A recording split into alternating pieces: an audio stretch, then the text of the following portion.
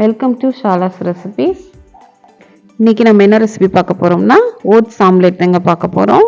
இது டயட் ரெசிபியும் கூட. வாங்க எப்படி செய்யலான்னு பார்க்கலாம்.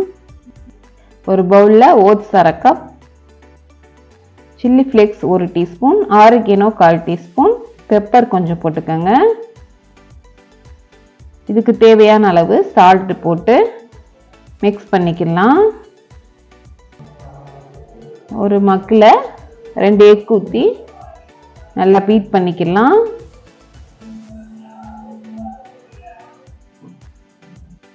பீட் பண்ண எக்கை இந்த ஓட்ஸில் நம்ம மிக்ஸ் பண்ணிடலாம். மிக்ஸ் பண்ணிவிட்டு எல்லாத்தையும் சேர்த்து ஒரு தடவை மிக்ஸ் பண்ணி அடிச்சுக்கோங்க.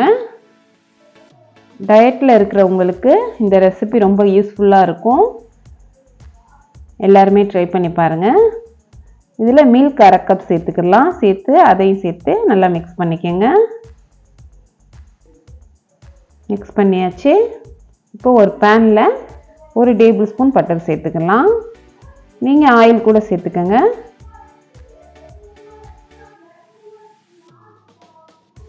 மிக்ஸ் பண்ணி வச்ச எக்கை அதில் சேர்த்துடலாம். சேர்த்து லெவல் பண்ணிக்கோங்க.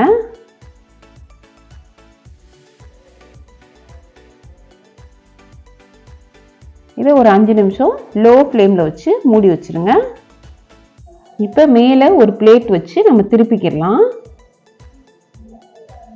திருப்பிட்டு அந்த சைடும் நம்ம ஒரு 5 நிமிஷம் லோ ஃப்ளேமில் வேக வச்சு எடுத்துக்கோங்க. அவ்வளோதான், நம்மளுடைய ஓட்ஸ் ஆம்லேட் சூப்பராக தயாராகிடுச்சு. டயட் ரெசிபியும் கூட. எல்லோரும் ட்ரை பண்ணி பார்க்கலாம். ரொம்ப ஈஸியான ரெசிபி நமக்கு இது.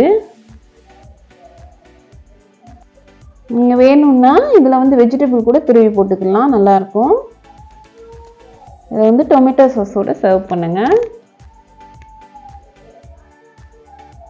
ஓட்ஸ் நமக்கு ஹெல்த்தியும் கூட. ஓட்ஸ் எக் தான் அதில் சேர்த்துருக்கோம். நீங்களும் ட்ரை பண்ணி பாருங்கள். தேங்க்ஸ் ஃபார் வாட்சிங். பாய்.